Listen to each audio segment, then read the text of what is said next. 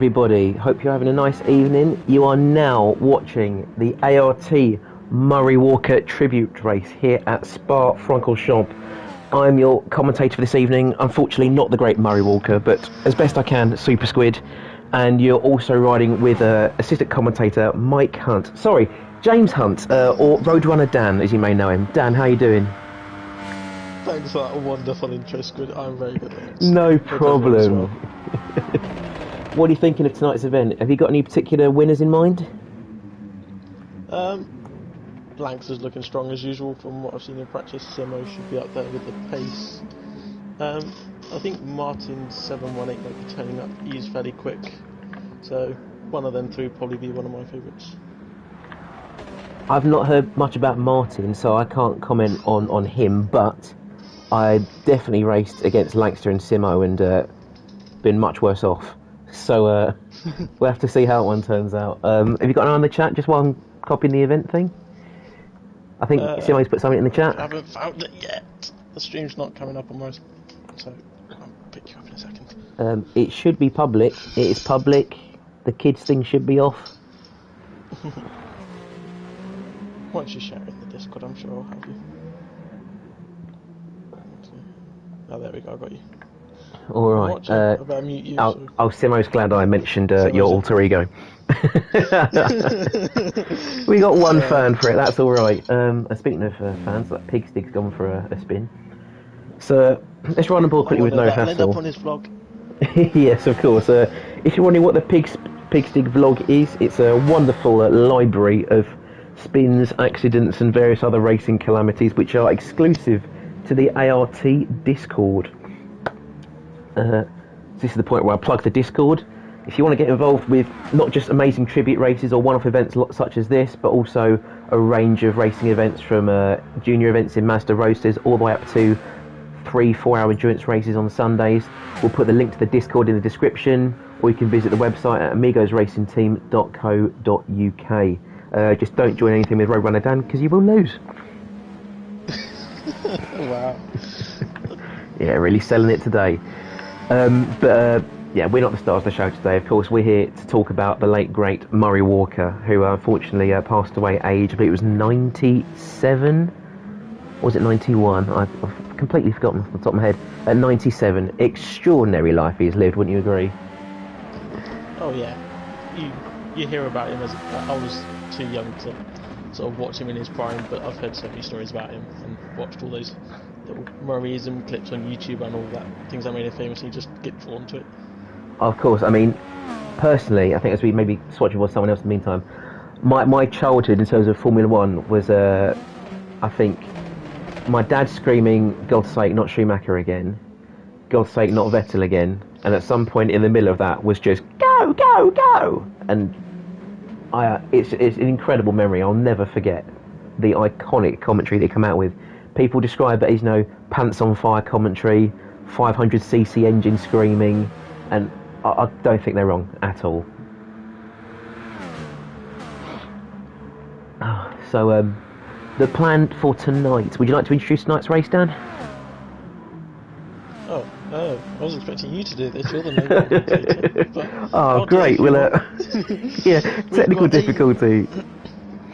So we were going to try and base it off the amount of laps we do. The Formula 1 currently does Spa, which is 44, but we realised on a Monday night that's probably a few too many, so we're going to bring it down to 33 lap race tonight with a 15-minute qualifying, but the first 5 minutes of the quali will be a tribute lap to the late Murray Walker. So all the drivers will go around following our lovely host tonight, No Hassle. Yeah, big shout out to No Hassle here in the iconic Jordan colours for putting this event together. A wonderful, very thoughtful idea. And, hats off to you, mate. It's a really great thing to put on but not just for the channel, but just as a tribute to a motorsport legend. And we'll definitely shut up for that lap as well. We owe it to him at least. To Sir Murray Walker, I believe it was at one point. Well, he's got an OBE. He got an OBE, didn't he? Yes, he did get an OBE. Yes, he did. Unfortunately not Sir, but he bloody deserved one. Yeah. I agree, he deserved one. So the first 5 minutes of the quali will be the tribute lap, and then after that, it's go, go, go, as you would have said. Absolutely. And we'll do our best to throw in some Murrayisms as we go along. Well, I've been told I have to try and fit in some James Hunt quotes if I can, so we'll see how that goes. I mean, well, James Hunt, if we touch on him for a little while, he wasn't the most verbose until it came to essentially just being a total savage towards some of the other drivers. You know, you can't let Murray do his thing as, you know, the excited child he was, and he'd step in as almost like the dad of the pair saying, yeah, well, he shouldn't be on the road, he's bloody useless. And I've probably got a few stories about some of the lads racing tonight that I could maybe pull out. that would be fantastic. If you've got anything about maybe, you know, hassle or blasphemy or Simo that you want to chuck in the video, please do. I'm sure it'll make for great listening. I know I've been given the old clear by hassle to chuck anything at him, so Let's I hope go. he's watching. Well, I mean, he's not racing in the most successful livery, so hopefully that doesn't reflect his performance tonight. But a lot of the liveries have been inspired by, I think it was 70s, 80s and 90s F1 liveries when Murray Of Walker course. was commentating. I think it's best we have a quick look at those here. So we've got Cuzzy in it's like an iconic Benetton livery, I think. Would I be right saying Benetton? Yes. Okay, because I'm not too sure off the top of my head. So we've got Cuzzy there in the Benetton. We've got Lango coming through in the Rothmans. I was going to try not to do that. I feel like that's cheating, you know, but fair enough. I'll let you read them out, but if you're wrong, I'll point it out for you. That's fine. Good idea. So we've got their Lango in the Rothmans Williams. Do you know We then the got... I mean, I'd say it's between the 80s and 90s, aren't I? Should we just say 86 as a random guess? No, it's the 90s one. It's 94. 94. Oh, well, yes. No. I should have got that one at least. Well, this isn't going to go very well, but we'll try anyway. We've got Beardy in the Ferrari livery. I believe that's Ferrari livery. Please don't. Yes, it's a Ferrari F187. That's right. So you do the technical bits, and I'll just scream like an excited child. That's what I'm here for anyway. We've got Scott in the Lotus. Come on, the Lotus 74, please. I'm so wrong, aren't I? 1985 Lotus. John Player. Okay. Well, I mean, while we have a quick look, if it is the Lotus 74, I will eat my metaphorical hat. The John Player. I mean, the 76 I think I was going for. Oh, I'm just doing rubbish. We got a comment there from a Sim Racer. Do like guys, do Murray proud in their own way from Tom Williams. Cheers, Tom. We'll do our very best. I'll shout and scream as much as I can without trying to deafen Dan, who's got to listen to more of it than anyone else. Then we've got Mario in the... Oh, God, my God. Was that wasn't a Jordan, was it? No, it wasn't a Jordan. No, not at all.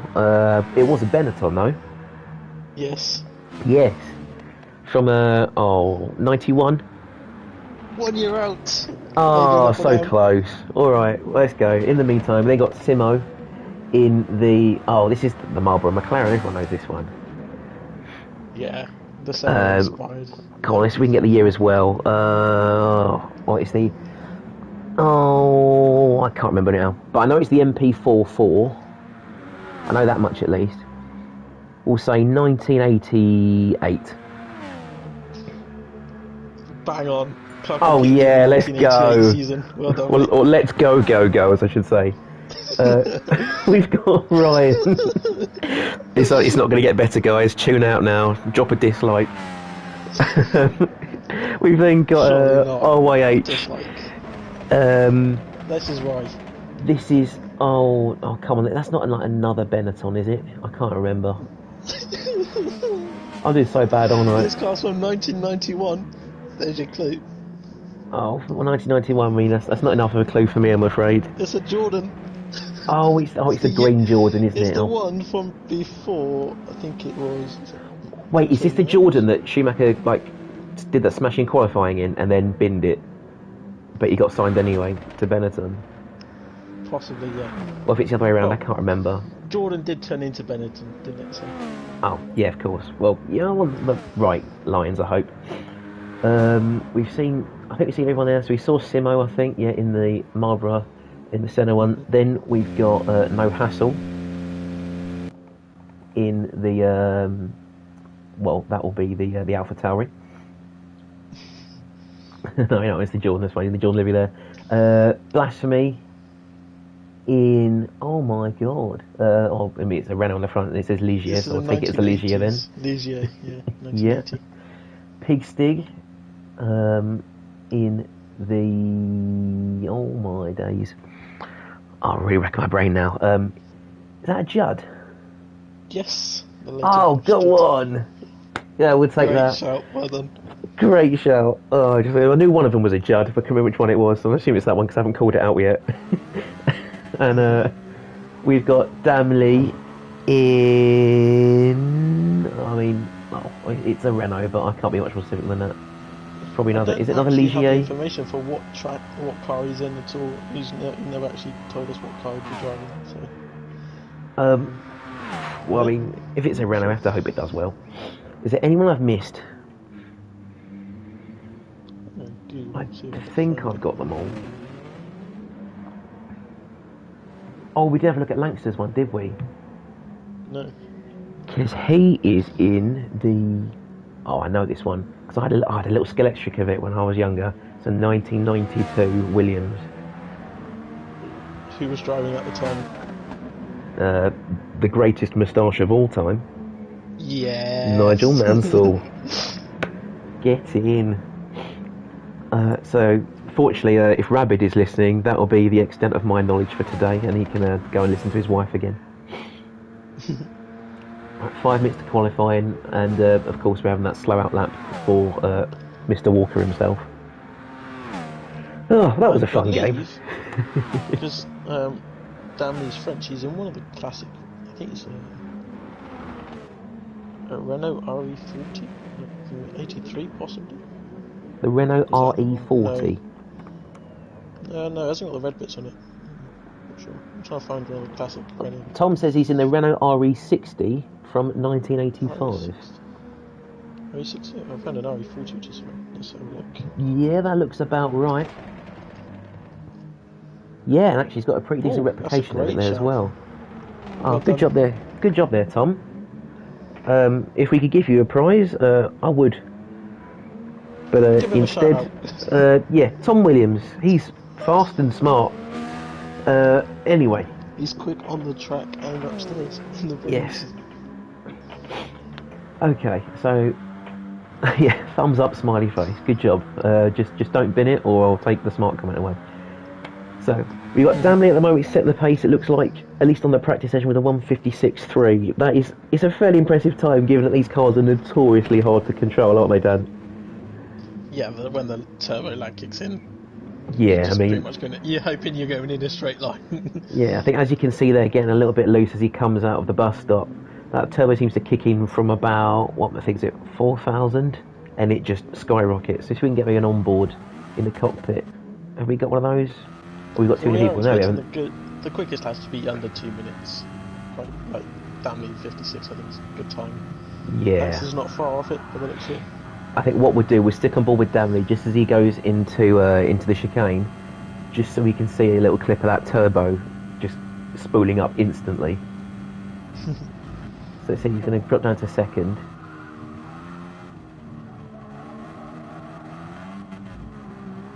So he's in third, nice low.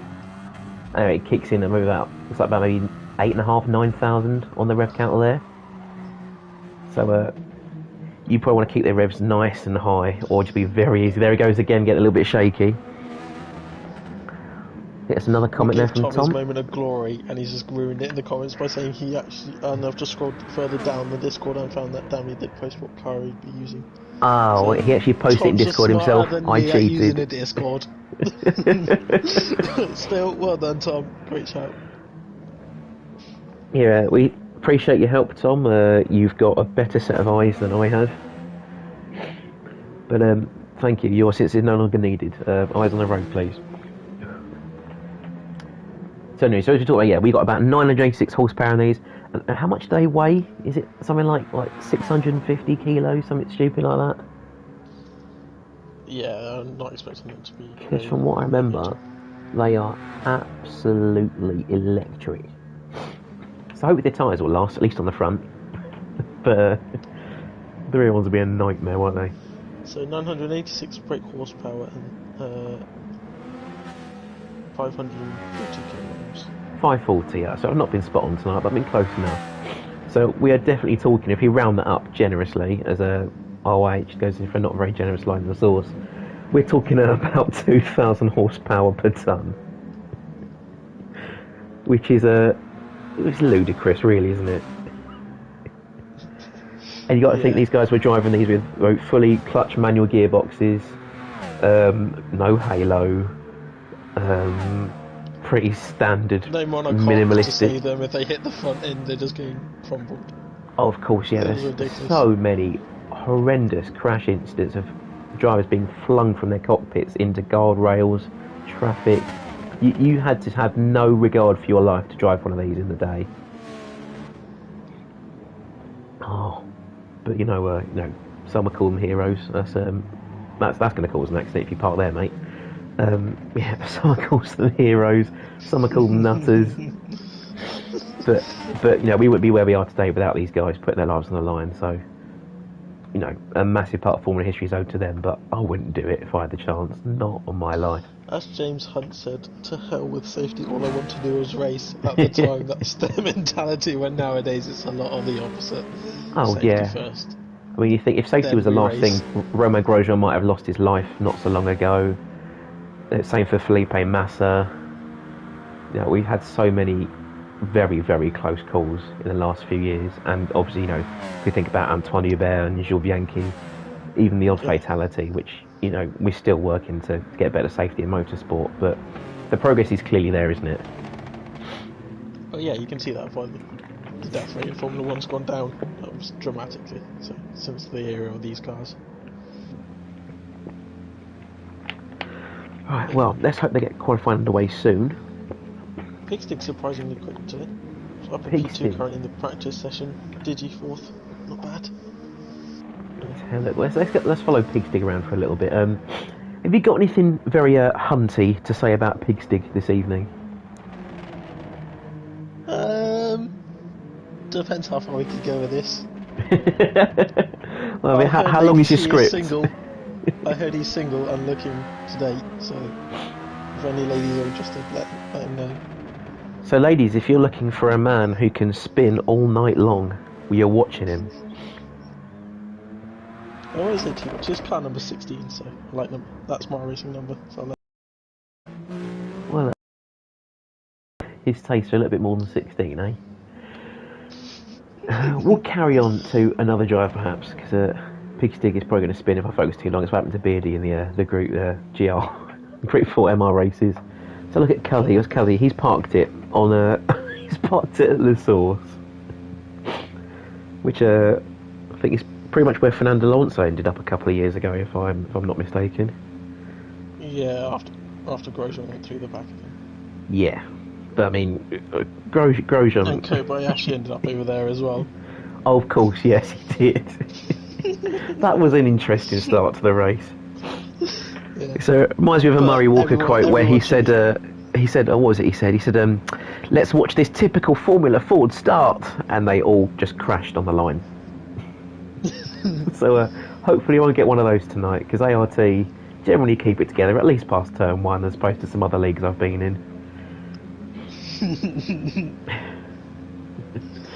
Good job you didn't name him, is it? No, we'll say that they rhyme with a pace dare, which is something you ought to do, really, if you dare with your pace into turn 1. But that's for another day. That won't be streamed on YouTube, if hopefully. If I was racing though, I'd have done a very Formula Ford / Grosjean start to Ryan his badge and Cuzzy. I'd have made sure he ended up where he is at turn 1. Do you reckon Pigstick's going to make the Formula Ford start? If this was at Suzuka, I'd definitely be doing it, and I'd definitely send him. Full on Senna Prost. Yes. And you knew it was going to happen, and it has. I'm not going to put that voice on all evening, don't worry. Thank God for that. My ears wouldn't be able to take it. It's fairly good, but still. That's okay. I'm going to save it for the special occasions. I think maybe for the start of the race and maybe halfway through. We'll see what we've got through there.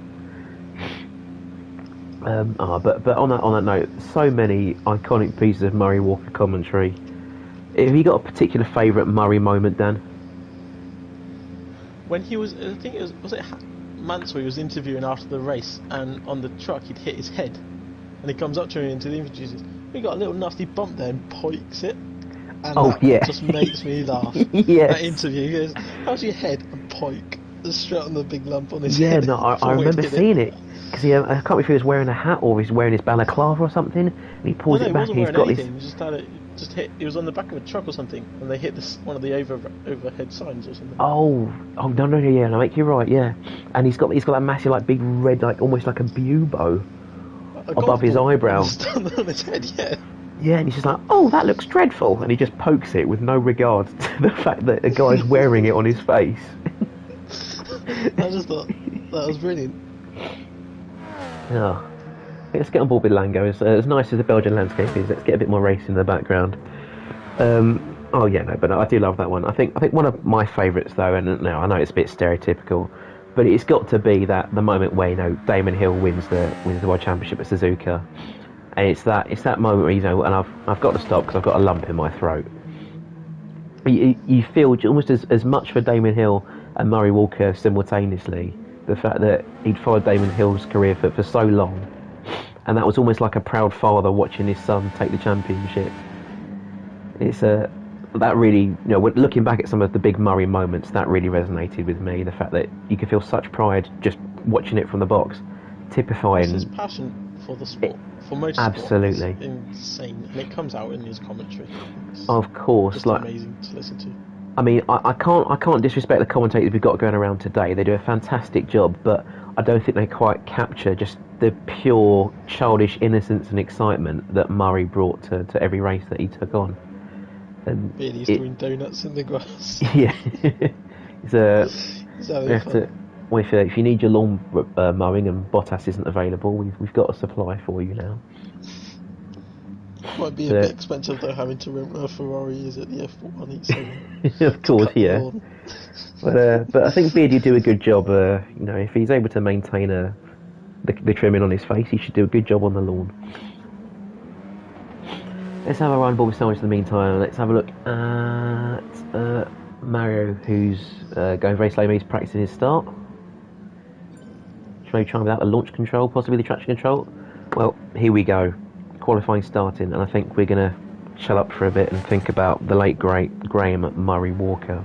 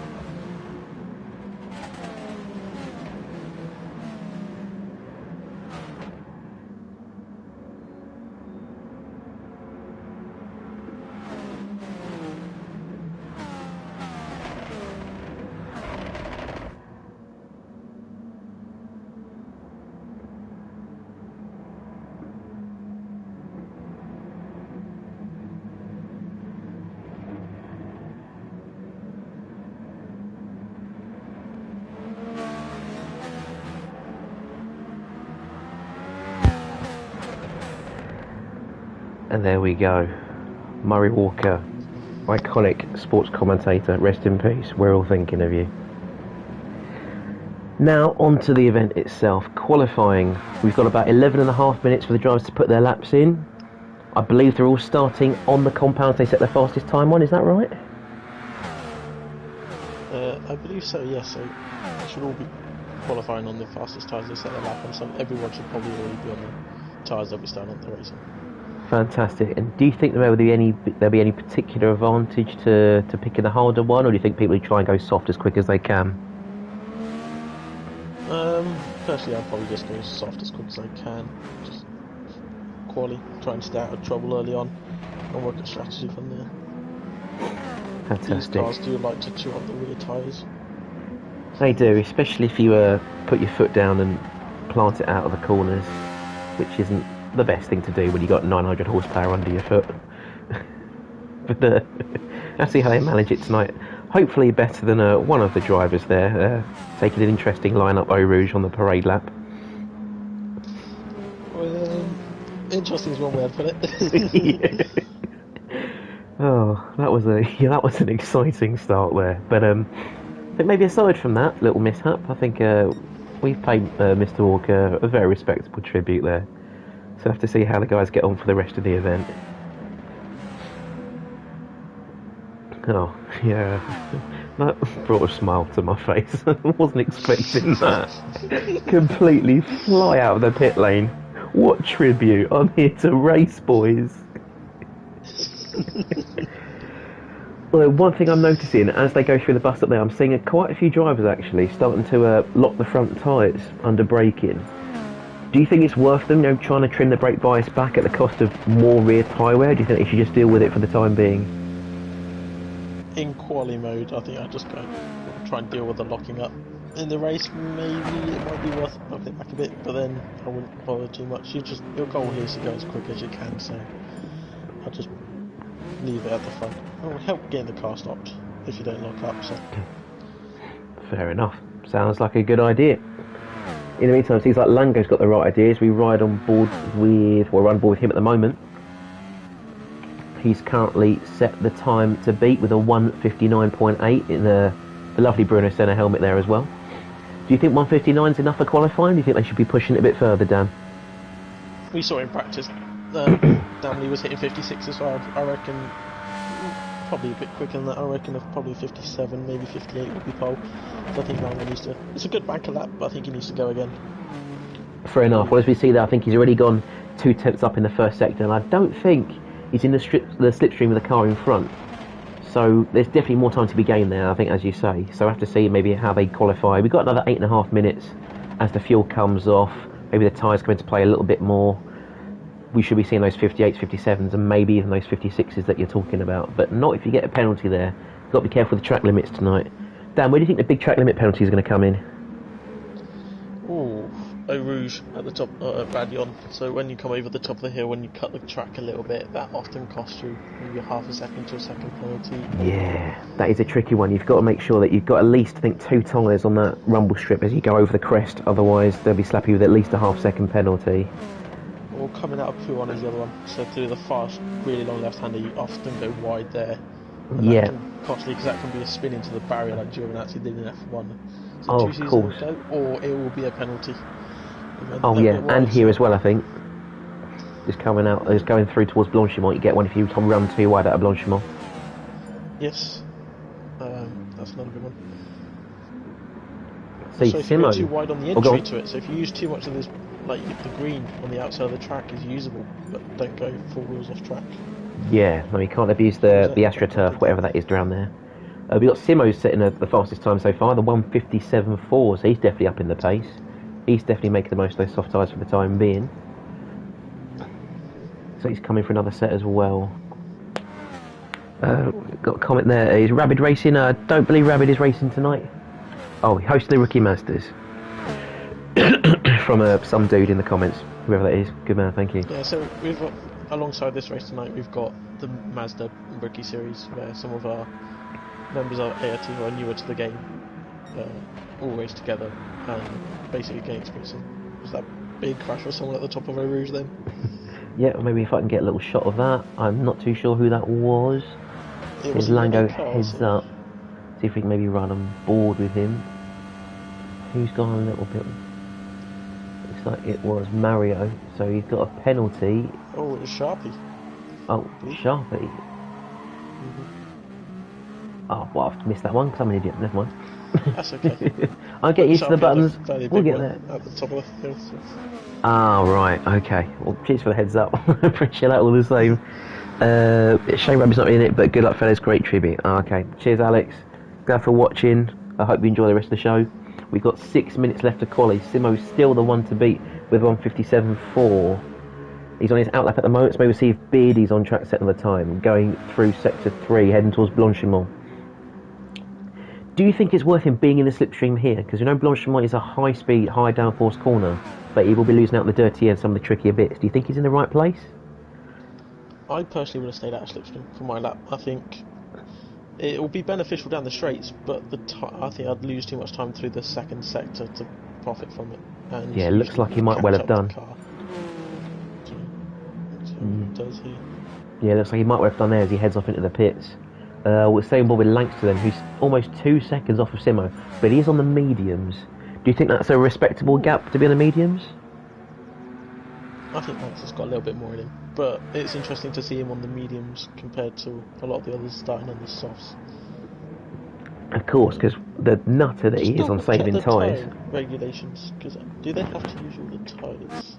I believe they can use any sets of tyres. I don't think there's a limit on how many sets they have. So if they want to run softs the whole race, I believe they're able to.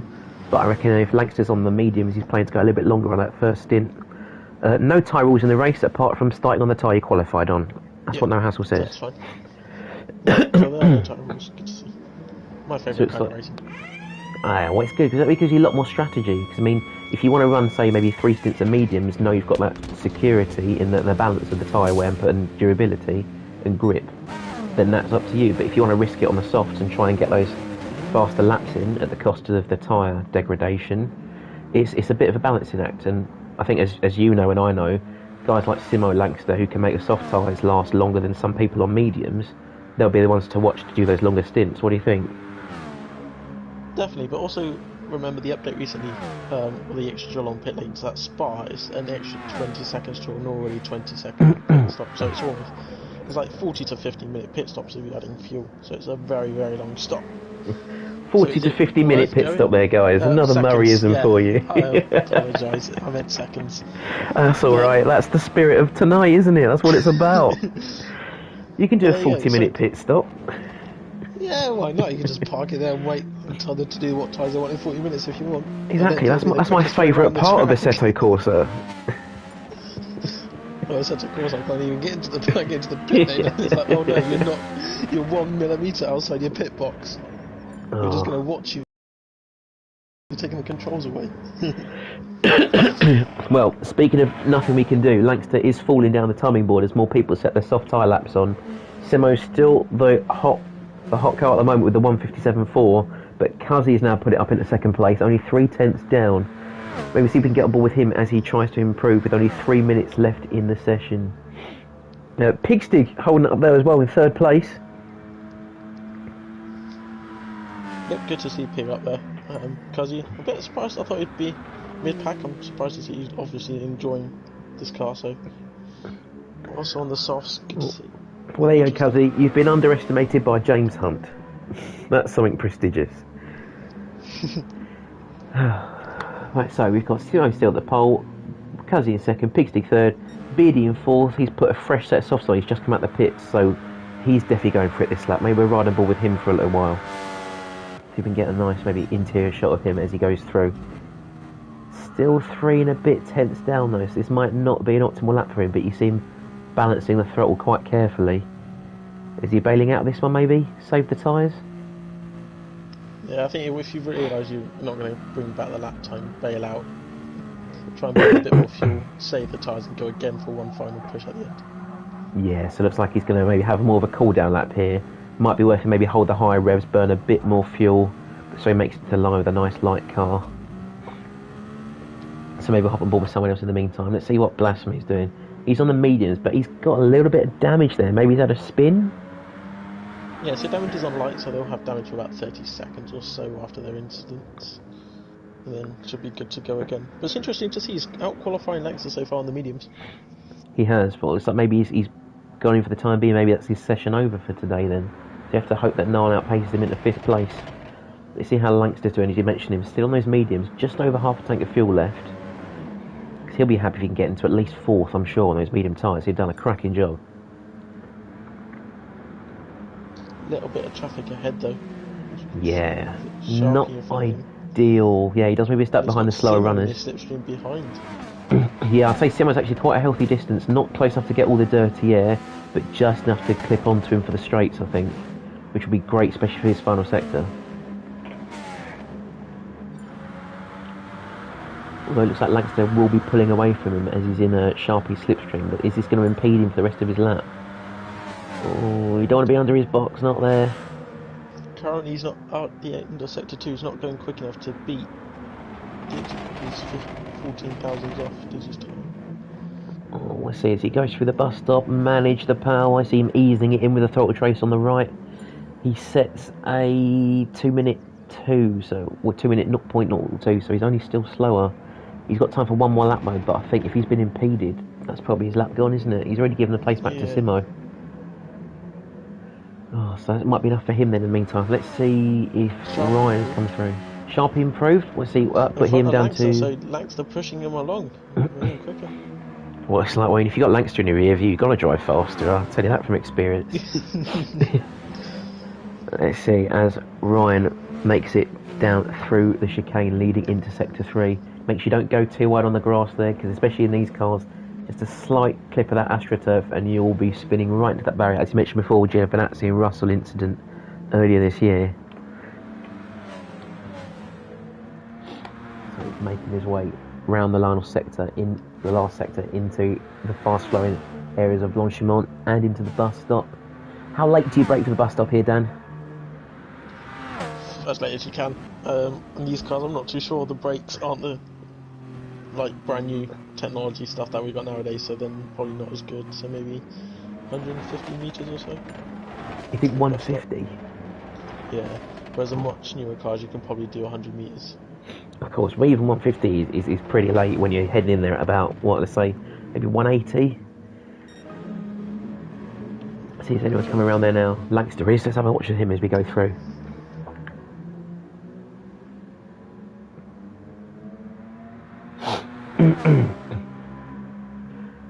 Oh, is that's not what you want to see. Who is that parked on the barrier there? Let's see what Lancaster made of that as he's coming through. He's completely blind. He's intentionally hit him. He's aimed at him. Having a bit of fun. Yeah, because Lancaster backed out of his lap at the start of the lap, remember, to let Simo through. So I think it's just Lancaster having a bit of fun with Scott, I think. Yeah. Well, yeah, it's not the normal line to be taken as you head through the final sector.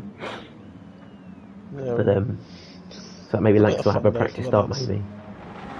Yeah, he goes, put the traction control on. Let's see how he manages it. Yeah, I'd definitely go traction control on for these cars at the start.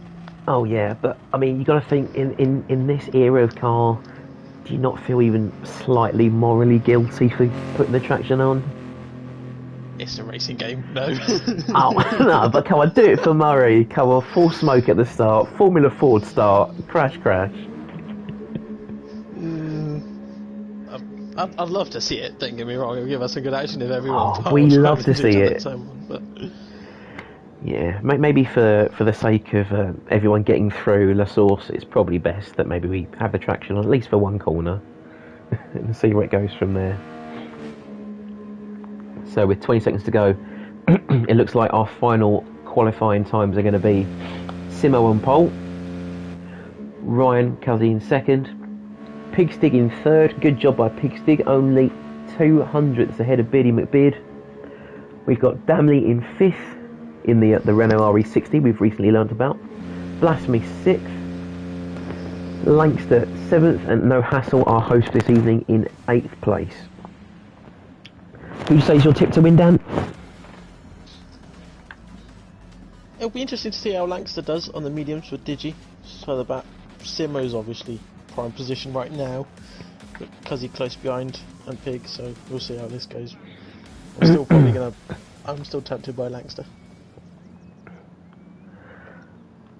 Well, I won't as be we get surprised if ready to Damley's up race. there, or Lango. It's 3 lights, 4 lights, 5 laps,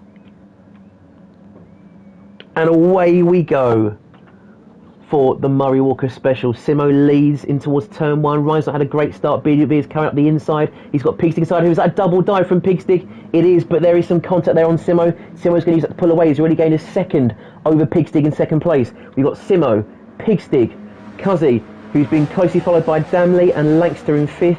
BD McBeard chased them down in 6th place. Blasphemy's in the slipstream 7th. He's got RH right behind him in 8th place. No Hassle in 9th place. Lango in 10th and fighting for the very back of the field. You love to see the fights all the way down the field is Mario Coelho and Sharpie. Don't get more with Sharpie quickly because he's right underneath his airbox. Is he going to make a move? No, he pulls out of it, very wise. Or looks like Mario's gone a little bit wide there. It's been an accident there. Pigstick, no, we called it, didn't we? Pigstick's gone for a spin. What's happened to Pigstick? From second, that's 10 places, Pigstick. What are you doing? Oh no, he's collided with the Frenchman. He's put it into the barrier.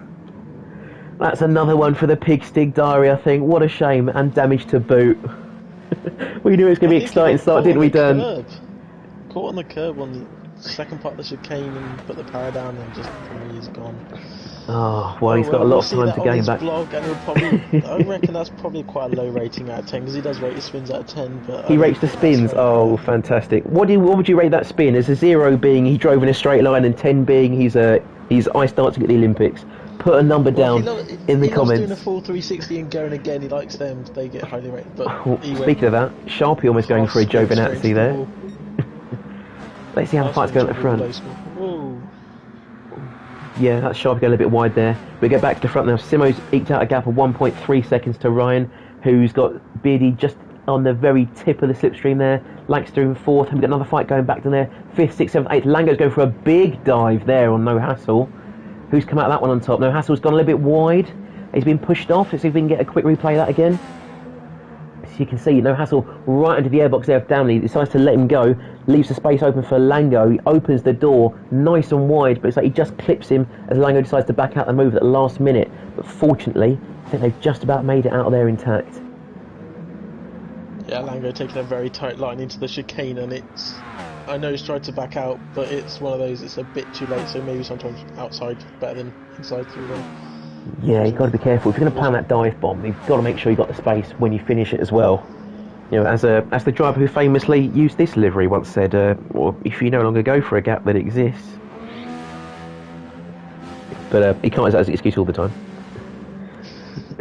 So, yes. There was a gap, I'll send my car inside. There was a gap, send it, first class, there's a stamp. So, Simo's in first place. Send it. Absolutely, lick that stamp and send it. Maybe don't lick it now, current times, you know, saliva's not a good thing to be sharing with other people. But, you know, use some sellotape. Anyway, Simo's in first place, second, so he's lost about 3/10 there to Ryan, possibly maybe through Erosion Radio. We'll have to have a look at that as you think later. But Ryan's now eked out that gap to Beard. He's now gained about a second on him. Still 1.5 there, 2-second gap to Lancaster, but as we know, he's on those mediums, so he's got a little bit more time to plan his pace, to manage his race pace, but he's got to be careful with Downey behind him. I think on the softs, yes, on the softs, he's going to be right up his diffuser in a couple of minutes, if not a couple of seconds. Blasphemy a little bit further down the pack in 6th place, almost 3 seconds down to host for the evening, No Hassle. You can see there, thank you Murray on this car, lovely touching tribute there. Lango with the epic dive bomb didn't quite work out in 8th place. I'm not sure he's going to try it again after that interesting attempt prior. Pigstick has climbed his way back up to 9th. Good to see. We've got Mario in 10th. Oh, Mario in 10th. Let's go look at him. There's Mario. RH in 11th. Sharpie 12th. And Scott, he's must have another incident somewhere down the road, in 13th place. It's a shame he's got he's probably one of the nicest cars looking on the grid, in my opinion. We want to see it more in the pack then, Scott. Let's get a move on. So, those drivers, he is definitely capable of getting up there into the pack and showing the car off. So you think he's got a bit more to give us? He's had a bad start? Yeah, bad start for Scott, unfortunately. So let's see, how long do you think roughly these softs will last for an average driver who's not ragging it, but he's able to save the tyres a little bit? What do you think, Dan? I wish I'd done some testing at this point, but I'm not sure. Oh, you're normally the guy with the strategy. You're the man with the plan. Well, I asked the lads beforehand, and they just all laughed at me and said, "No, we're not giving you anything." So, I'll blame the lads on that one. For those of you interested in the more technical side of this race, the tyres will last laps, and the mediums will last laps more. That sounds about right. And the hards will last a lot more. Yes, so the hards will last a long time, and They'll the mediums probably do 2.5 races at best. Oh yeah, well, I mean, if they're made like they were back in the day, you know, they're basically made of brick. You know, you could probably put the same sets on, you know, for 3 laps, and obviously you find someone like Sergio Perez who changes tyres, you know, once in a blue moon. He'd probably make it last half a season. So let's have a look. Have we got any fighting going on? Cost saving. Yes, of course. We know F1's all about trying to reduce teams' budgets and that, and if you can do it by driving on bricks, you know, and that's renewable as well. Greta Thunberg will be very happy with herself if she knew that. But anyway, enough about driving on bricks. Yeah, enough about the environment though. You know, we're here to burn petrol and burn time. So he's Lankster. He's got about a second to Blasphemy behind him, but he's losing time to Danley in those traction zones on the medium tyres, really having to measure the throttle input.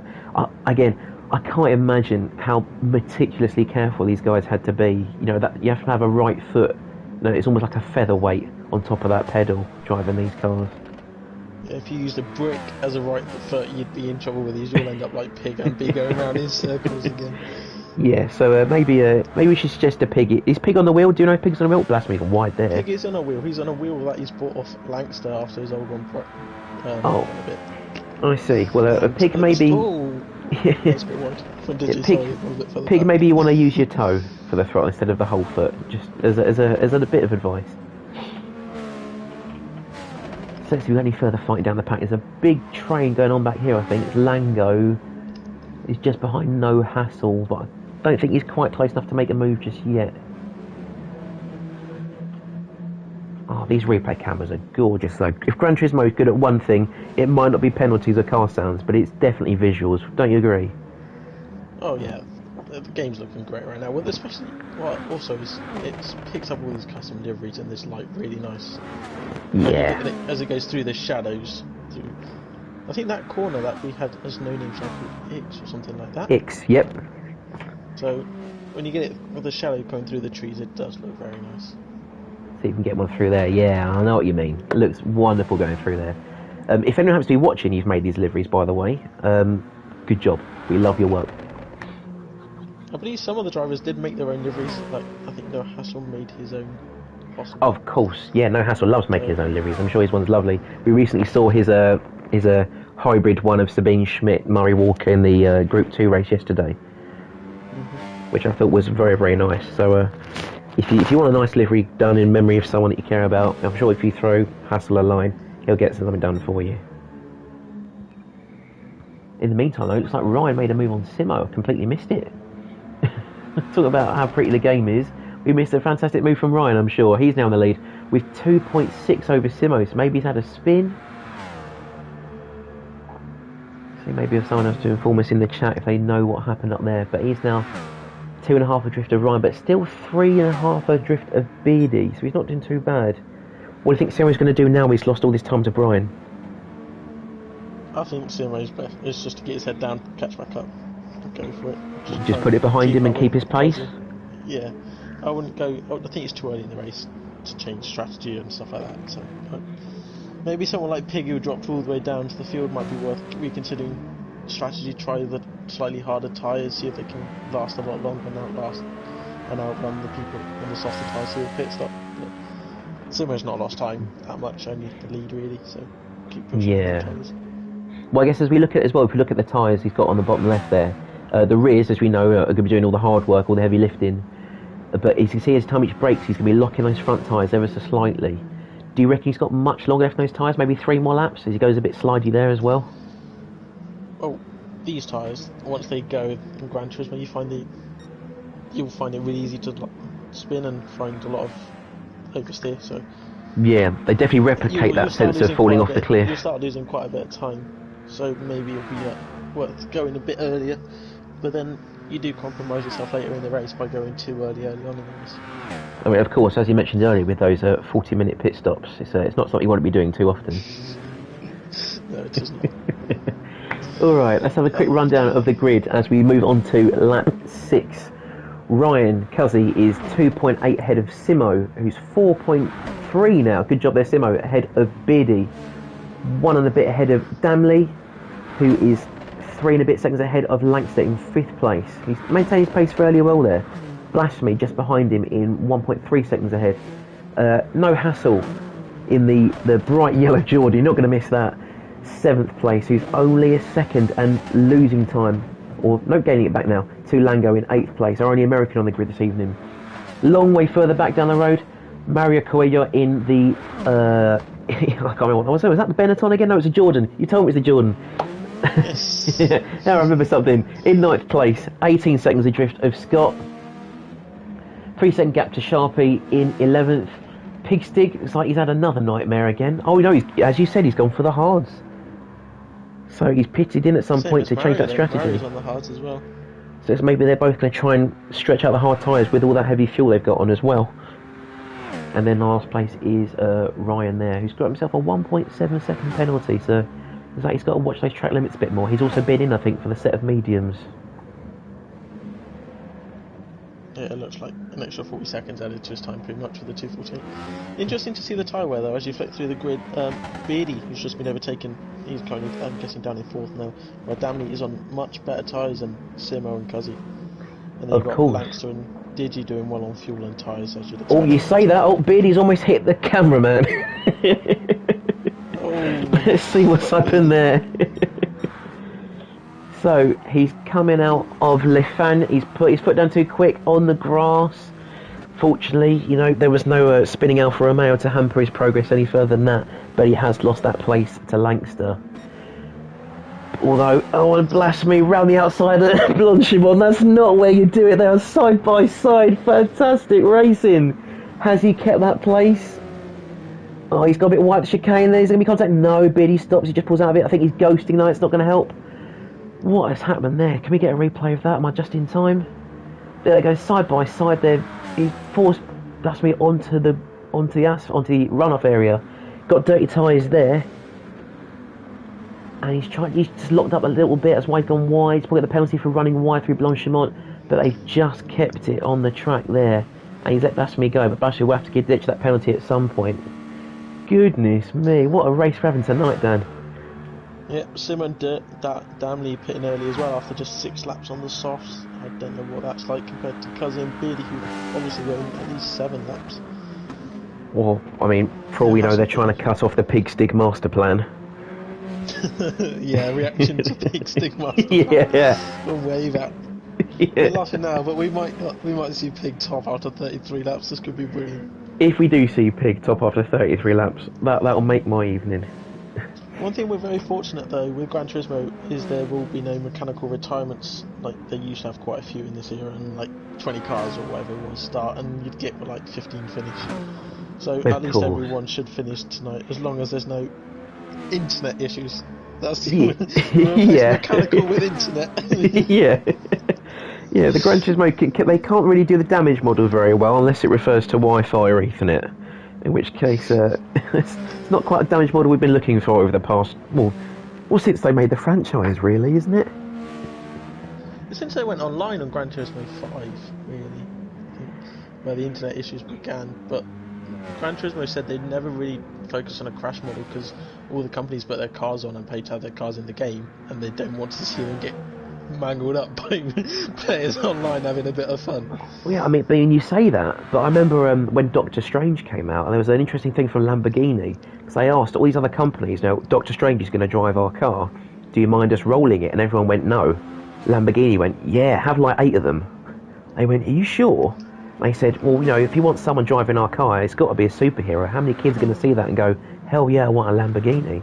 So that's why Doctor Strange drove a Lamborghini. Yeah, I want to go and roll a Lamborghini, is what the kids will be thinking.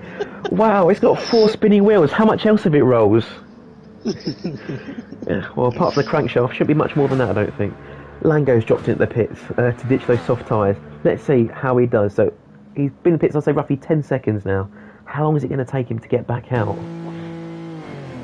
40 minutes, according to me. Yes, of course, 40 minutes. Oh, guys, if you're just tuning in, we've got some amazing commentary planned for you tonight. Pit stops are 40 minutes long. Pigstig spun twice. And the strategies are completely shot. So, so I'm going to do my absolute best, Murray Walker, and get excited as hell for this race, but I don't think I've even got to try, because this could be anybody's race as far as we know. Let's have a look at the running order, just as we're having a quick lull in the sequence for the time being. Ryan, 14 and a bit seconds ahead of Lankster, but you see those soft tyres starting to give at the rear. Meanwhile, Lankster on the mediums is doing very well. Good job tyre saving. He's now 5.5 seconds adrift of Beardy. Fuel as well. Fuel's of course. Very good for Lankster. Yes, if actually we double back now at Lankster. He's just a little bit ahead of Beardy and quite a way ahead of Ryan. So that's going to be at least, I'd say, lap or two of fuel he's got on board there. As Ryan comes into the pits now to ditch the soft tyres. So Lankster will be the net leader in the next 20 seconds. Beardy in second place. Then, as we talked about, he's being followed by Blasphemy, who hopefully isn't going to try any more interesting outside moves to keep his tyres clean. I want to see more interesting outside moves. That was fun. Oh, don't get me wrong. I'd love to see some more. No, someone please go too wide at Eau Rouge Nouralion just for the visual. Oh, in these with the understeer. Oh yeah, if No Hassle's going to put a thumbnail, it's going to have to be that. Let's see, Simo's come out on another set of soft tyres, so he's going hell for leather, it looks like, at least while his fuel's low. We're then going to have Damley in fourth, who looks like he's put on a new set of mediums his last stop. Mario in fifth on those hard tyres, so he'll be going for a very long trip on those. That means Cuzzy came out in fourth, so we'll skip past him then. Beardy's just filling up with fuel, I believe. Or he's not doing anything. Maybe he's had an issue, he needs to pull out the race for a little while. Or it's done it, we've missed it all. There we go, he's coming out on mediums. Where does he come out though? He comes out in seventh, just ahead of Scott. He's been chased by Lango in ninth. Sharpie in 10th. No Hassle has put a new set of softs, so he's down in 11th. But don't want to burn him up too much on the way out of the bus stop, my friend. Pigstig in 12th. Come on, Pigstig. We want to see you back up the front. Let's go. And we've got Rye H in 13th place. How much longer do you think Lankster can go on these mediums, Dan? No, and Lankster he's probably targeting at least lap. I reckon he's trying to get half the race here. Well, fuel. I think his main issue now will be fuel rather than tyres. So I think I'm going to make a guess he's going to aim for at least 14 laps before he pits. I mean, I think if you're basing it on that, why not say he goes to lap 15 on the mediums and puts the hards on for the rest? Possibly. Because with so much of this track being a power track, is it really worth going on a softer set of tyres for another 40-second pit stop? The issue with going on to the hards, though, is it will be slow on track, but it'll also have to fuel save a lot. I think it's definitely a 2-stop on fuel, even for the likes of Lankster, because at the moment he's just under half. Actually, maybe not. Lankster might be able to do this one. Well, if we reckon he's on, let's say, 35% fuel, 10 laps in. Looks like he's on more than that. Just 33% would be that little white line. No, that'd be 25%. Because that's a quarter of the counter. Thirds. Never mind. It's alright. Well, you've told us you've got a 40-minute pit stop, so I don't know if your maths is great today, but I could also be wrong. But, well, that's what we're here for. We're here to just talk rubbish. I can use James Hunt, because I am in higher education, and he says, this isn't higher education, studying itself. So, I've been studying all day, Mark. Well, if your brain's a bit frazzled from studying all day, I can't blame you for that. I don't have you as a teacher, unfortunately. You wouldn't want to. I teach languages. I've got the hard sell. Teach languages in East London. It's not easy. And, trying kids to count is enough as it is. Backspace in the chat. Great race, lads. Oh, we're having an absolute hell of a time, aren't we, Dad? Oh, yeah. And Tom Williams is looking difficult once the tyres start to drop off. in the comments as well. Well, let's have a look back around the track. As I can see, there's 2 cars piled up behind each other, but I can't work out where they are. 1, 2, 3, 4, 5, is that maybe 9th and 10th? Looks like they are. Good jump there. Sharpie, and no hassle going for a huge sprint there down Kemmel Straight. Hassel makes that move. See if I can get a little shot of him doing that, maybe. From all the way back there, he must have had a hell of a run up out of Radion. What do you think? Look at that. I'm only just watching the replay. Oh wow, he is miles back. The slipstream must be insane around here. Oh, of course, and he's obviously revving the hell out of that car. So close to doing it completely flat, which is pretty impressive. Yeah, big balls on no hassle there. Well done. Oh, let's see. So Max has come out. Is that a pig stick? So he's going in for another set of tyres. I guess he doesn't like them hards. Ain't good. Meanwhile, what's Tom saying about the strategy there? He says, don't think a one-stop's possible on fuel, but some might prove me wrong. Well, I think as you were saying there, Dan, if he's running down to maybe a quarter tank of fuel with halfway the race to go, he's going to have to do all of that again. I reckon Langston might do this double stint on mediums. You think 2 medium stints is all he's going to do? Possibly, yeah. Because I'm looking at those rear tyres, and obviously while he's a very experienced driver, is it worth risking it just to take the hard tyres? Well, Simo's not. Yes, true. And Simo was in front of him, and he's pitted. So Simo's got to stop again, and Langston's got to stop again, and then Simo's stopping a 3rd time. Yeah, well, it would be an interesting one because I think, and their tyres will be roughly, I say, equally worn, at least in terms of the red bar, by the time they come into pit, I'm sure. I find even if the tyre wear's the same, the softer compounds are still slightly quicker sometimes. Yeah, no, I do agree. Even so on if you've got mediums and softs on the exact same amount of wear, the softs will still be quicker. Yeah, definitely. Well, that slide isn't going to help Simo's tyres, I'll tell you that much. Right, let's have a quick look then as we go. He's just styling it out for us. Yeah, he knows he's on camera, that's why. Let's get him out of shot so he tidies it up. Oh no, we've lost a pig stick! Oh, what a shame. Well, I guess that diary isn't going to write itself. I think he's off to prepare the script for the... Seems like he's got a lot of entries to put in. Yeah. Poor pig stick. Right, let's see if there's a fight going on here. There is indeed between Blaz and Cuzzy. Cuzzy takes up the inside. He's going to keep that. Oh, it's because he's gone for the pit blasphemy. Fair enough. There's me getting excited over a move that doesn't really count for the time being. Goodness me. Really getting into that Murray spirit, you know. You've seen a few incidents there before where the person's on the outside like, I want to pit, and comes and cuts across the person behind, and it all ends up pretty bad. Yeah, well, you can't really do a Disney Cars and turn right to go left at that instance. You've got to be ready. Really, at least be on the right hand side of the bus stop. Oh, so let's see. We've got any more interesting battles going on as we go down the track? Maybe there's is that Lango maybe thinking of having to move someone behind him? No, I guess maybe I'm getting confused with the lap traffic. Let's jump forward maybe there. Interesting to see Digital pitting on lap 12 though. He's not gone for what Langston's gone for half the race, which is what, 17 laps. True, so maybe he's going for the hard tyres then. He's come out the pits now. Another set of mediums. So you think he's going to go maybe soft for a fast hard stint at the end? Yeah, probably. It'll be good to see this at the end. So maybe another 10 laps now, and then absolutely gun at the end on soft for the last. Yeah, so maybe soft tyres, splash and dash, and then go for another maybe 8 or 9 laps on the soft. Do you think?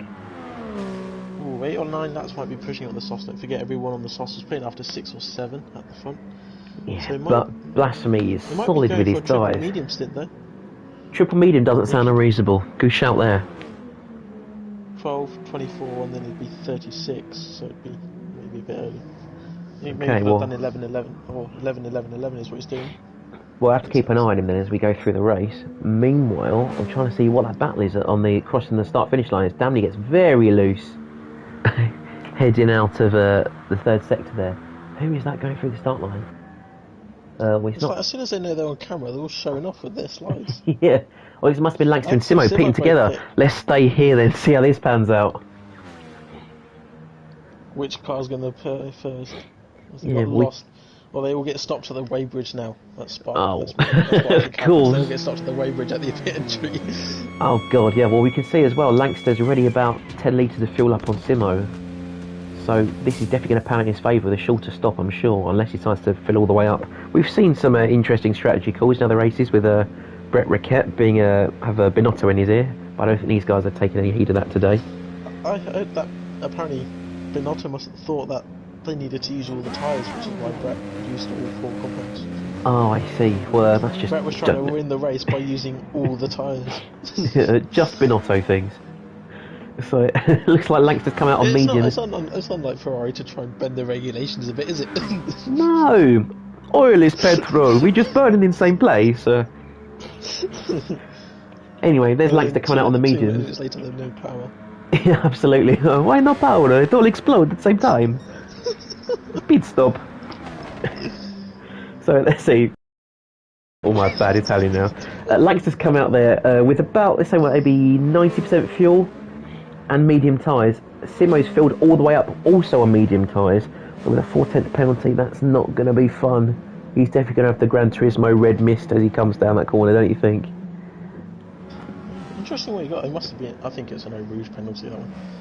Oh, you think for cutting the top of Eau Rouge Radial? Yeah, I think we've seen a few of those. No, I've seen no hassle with a couple, I think. So, yeah. Yeah, it looks like maybe he's trying to keep that inside tyre on the rumble strip is a little bit tricky because they'll get a little bit floaty as they head over the hill, don't they? Really not far behind. They've still up in 6th, doing really well ahead of Digi. Yeah, he's done very well to keep ahead of, He's running well. Murray's arguably 3rd on them hards, who's not stopped yet. Let's have a look. Yeah, so Murray, how long do you think Murray's going to go if we look at his tyres? Well, he's going to have to come in now for fuel, surely. I think he's emptying the tank with these hards. So you think he's going to maybe stock up and go into a soft set or a medium set? Interesting. Because I don't think he's been on the hards for that long, has he? Maybe got 10 laps? 10 laps on him. Oh, well, he's going to push Lancaster wide. That's not the best place to do it. But at least he stays right. It could have been a lot worse. Damley's pitting again. Ooh. Oh, that was an interesting entry there as well. Right, let's see. If we've got any more battles going, I think maybe it's like maybe 4th. We got something going on with a Beardy, or is actually everyone in the pits? Beardy and Simo. Beardy and Simo, yes, they are indeed. Only about 2 between them. seconds. Alright, so let's see. Let's see if we can get a little shot on board with. Oh, can I get that shot on the controller? Maybe not. Let's see Beardy I'm not as the he heads biggest fan up of Ferrari, Ferrari. but I do like the F187 in this style of car. It does look very nice. It does look good. Well, I say Gran Turismo. I think they were modelling these on the. I can't remember if it was maybe on the Lotus or the McLaren, but they couldn't quite acquire the rights to it, so they made a similar, not different car, you know, in a similar vein to the pink Mercedes of yesteryear. We used our own files to copy what you've made, so it's all our own designs. Exactly. You know, we just saw this and quote unquote altered it, and it's totally unique, complies with all the regulations. But I think that's probably a discussion for it. 7.5 points per car. Yeah, of course. €100,000 fine. Yep. Oh, Thanks, Beardy Drive to again. Survive season 3. Yeah, of course. Well, Drive to Survive. There's Beardy almost spinning it through poo on. See if we can go back and get a little shot of that. He gets very slidey through there, doesn't he? We've got another angle of this maybe as he goes all the way through poo on, takes too much of that outside curve, smoke out those rear tyres, but he just about saves it. Good on Beardy though. Avoiding the AstroTurf around here. Oh, absolutely not for the penalties. Yeah, not for the penalties, but just to keep it clean. Don't spin out the tyres and lose control of the car. Unfortunately, a certain Pigstig has made that error one too many times, perhaps. End of his race. Look, I think someone's just popped out of the pits, or they've been reset. No, so it's Ryan there with a 36-second gap there over Lancaster, who's still doing fairly well. You can't see anywhere on those mediums at all, can you? I'm a bit behind, but no, you can't see anywhere at all. They look very fresh. But with a 36-second lead for Cuzzy out there, and it's what, a 40-odd second pace. 40-odd minute second pit stop. Yeah. He's not going to be too far behind Lancaster if he comes back out with some softs and potentially being able to overtake him. Because look at Lancaster, he's doing around 2 minute marker. Yeah. With the 157 thrown in there was an outlap. So, yeah, but Ryan, even the fast lap now on a 157.2, and he's constantly within that 55-58 boundary, so he's still at least 2 seconds a lap faster on those softs.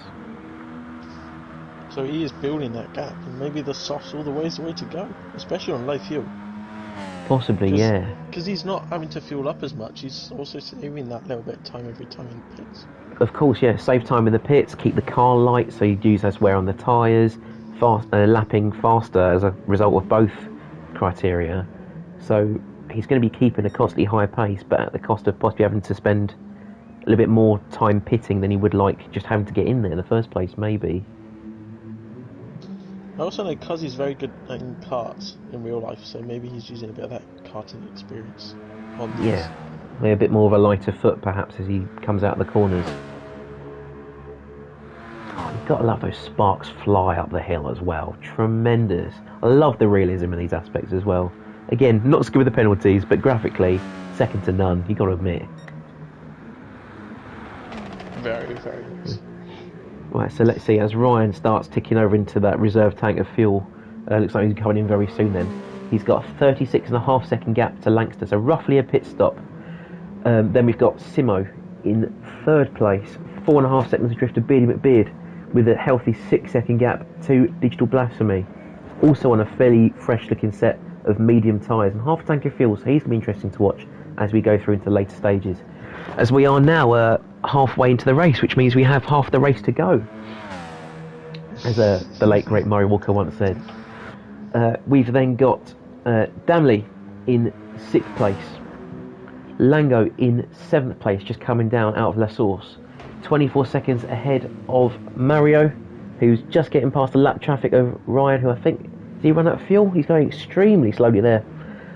We've got Scott in 9th place, Mo Hassel, this evening's host and event curator, in 10th place, Sharpie in 11th place, and Ryan just taking to the pits now in 12th place. Maybe he should be extra cautious on that pit entry, perhaps, to not affect the leaders in front. Or maybe he's trying not to do like one of our friends Stiggy did in our Of course, yes. where he hit the pit entry. Yes, Tom, if you're watching this, Tom, if you're watching this, that moment is forever ingrained in all our memories, and we cannot thank you enough for such a momentous piece of sim racing history. Those moments are also known between me and Chubbs as a Chubbs, because we used to play games, and every time we'd hit the pit wall, or if we were playing an open world game, he'd hit like the end of a barrier on a road or something and just stop dead, and so we call it a Chubbs. Well, speaking of interesting racing moments there, if we quickly maybe jump on the back of Lancaster, and I tell you there's a fiery glow coming from the back of his car, what would you say, James Hunt? I don't know where you're going with this again. You would of course say, no Murray, that's the rear safety light. Oh, they haven't got a rear safety light on these. There's a very faint one. If you see just behind Lancaster's car, there's a little red in the middle. Probably won't be on in the daylight conditions, but I can't quite see it on this camera because of the shadow. So. Well, so you might see it as he goes through the Kemmel Straight, maybe the second shot, because I know you're a little bit behind.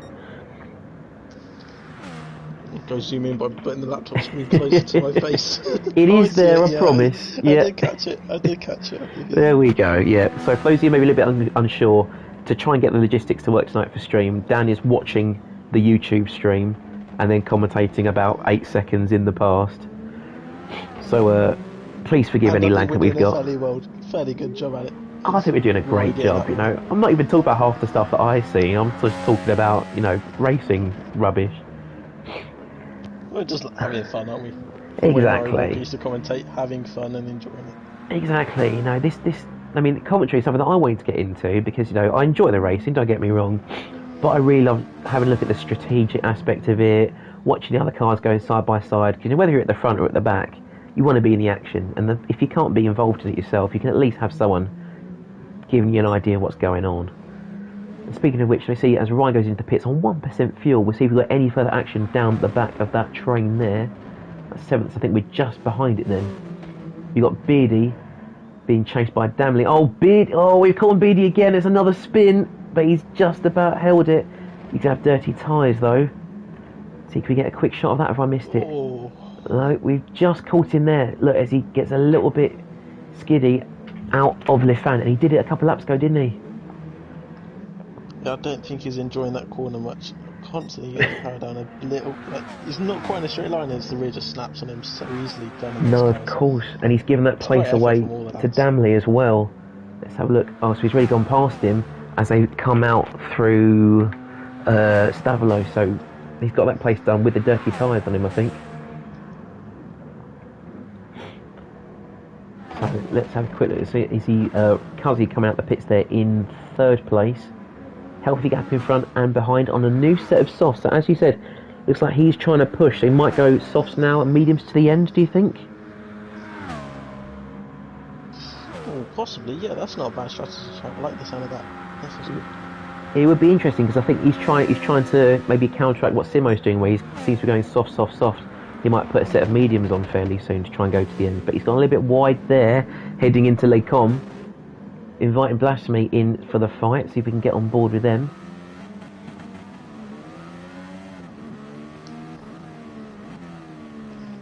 So as they head round now through Bruxelles down into X, you can see there Blasphemy being really careful on that throttle input, trying not to just plant his foot, wait until he's lined it up in a straight line.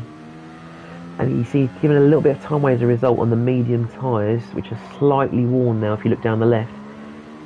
Do you think it's right for him to be following this close down, or should he lift off a little bit and just give him some space?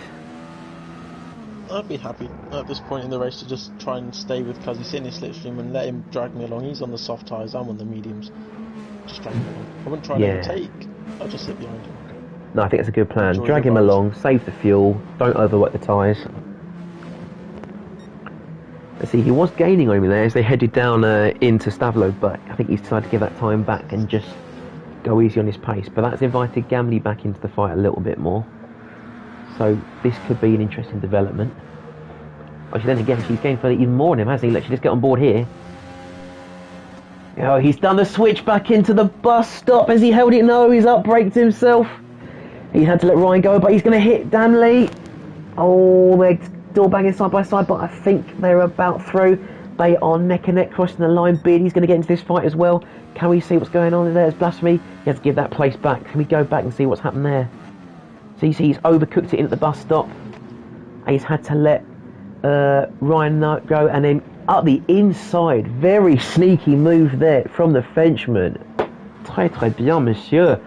He's going to take that place for 4th, and Blasphemy down it to 5th. Not going to be happy with that, Dan, is he?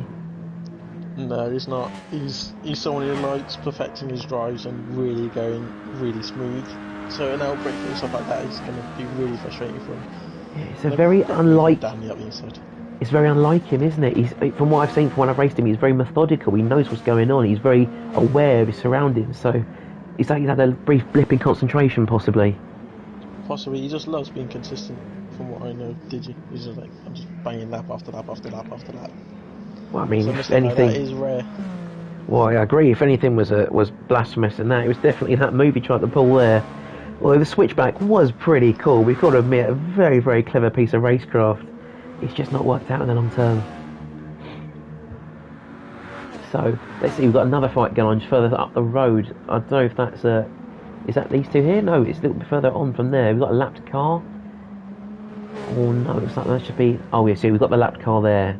Of I think that's Hassel, just getting overtaken there by Ryan, heading through Stavolo through the last sector there. So it's a quick rundown as we're approaching lap 20. We've got Lankster leading the way, 8 seconds ahead of Simo, 12.5 seconds ahead of Ryan, who has profited massively from that error from Blasphemy there. Also allowing Damley up into 4th place. Oh, goodness me, Blasphemy's lost it through Blanchimont. He's held it just in time for the bus stop. But what has happened there? Digital Blasphemy.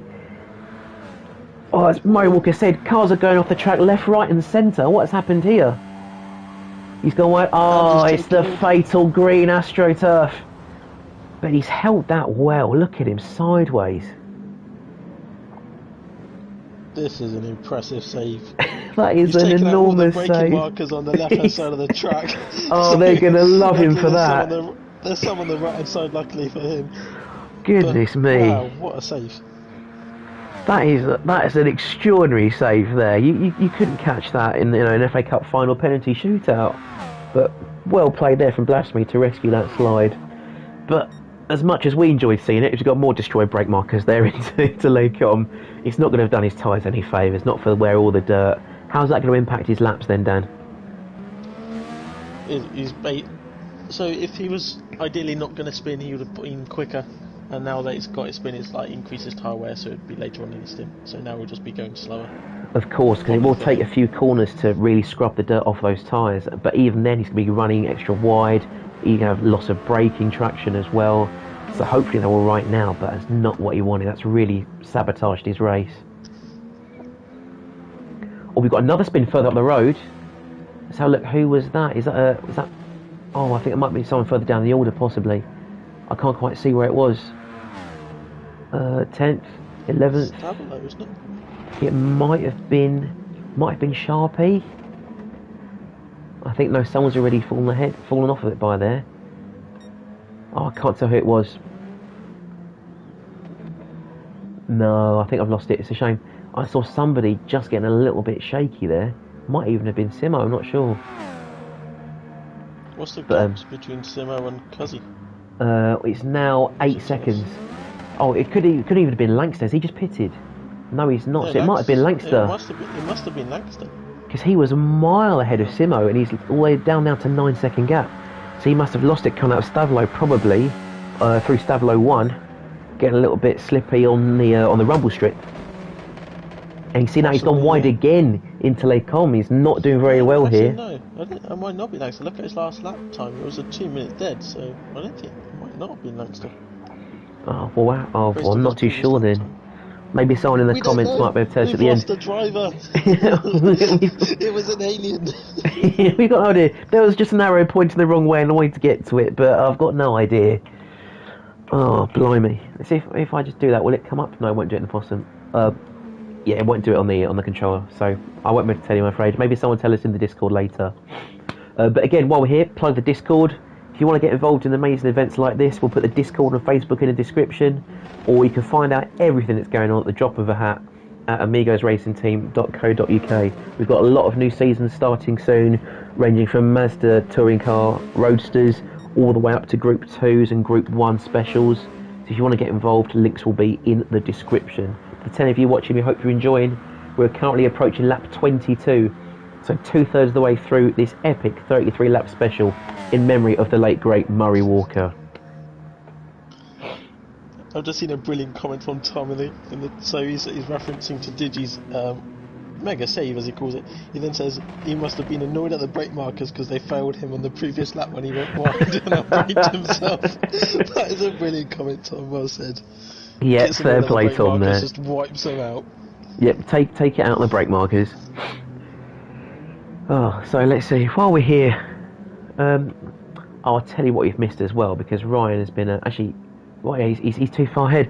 I was waiting to use that's the 3rd place car about to lap the 2nd place car, but he's 5 seconds behind Simo, so I have to save that one for a bit later maybe.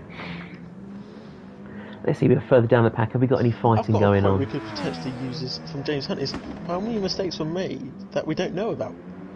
Like that missing arrow, we don't know who it was. That was a mistake. We know about it, but how many mistakes have happened that we don't know about? Oh, well, I mean, if I'm honest, Hassel, if you're listening back to this, the first mistake was putting me on the commentary. But, and the second one was putting me with you. yeah. The dream team. Oh, Mario's decided to sample some of Digital Blasphemy's work from earlier. Let's try and stay off the grass there, please, sir. But let's hope he finds his breaking point with no markers, thanks to Hassel. Ryan trying to unlap himself on the inside there. That's risky business. But he's fortunately gone very slowly into the bus stop there. Made sure Sharpie getting a slide on there. Oh, if we could get some slow-mo for that, that would be wonderful. Can we get a replay of him going sideways there? So he's coming through Blanchimont. He's flat out there, 210 miles an hour. I think he's clipped the grass. Maybe that's not helped him. First gear, there's a bit of a drift. We love to see it. And he's measuring his way there. out of the bus stop. I don't think he cut the glass. I think he was just braking and steering too much, but it did look amazing. Oh, it looks good. Really pleased. Well, I mean, you know, if you're a real pro, you know about slip angle. That's what he's put on display for us today. Slightly further up the road, we've got Scott, which is about a minute ahead of Sharpie. So I want to see what this battle is that's just gone through Les Combes. Is that Cousin Simo? No, but they are fighting through Blanchimont. That battle that we're looking at was Ryan's trying to unlap himself from Mario. Oh, I see. Well, I was looking at one. I saw people having a fight through Les Combes, but as we're here now, we're on board with Ryan. He's going to go up the inside of Simo. Simo let him go, maybe? Oh, he's going for the slipstream back up Eau Rouge and Radion, I'm sure of it. Let's get on board with Simo then, see what his plan is. Right on the front wing. I think you've seen it if you watch the Gran Turismo Sport World Championships as well. You see, I think Igor Fraga let Mikel Hizal do exactly the same thing.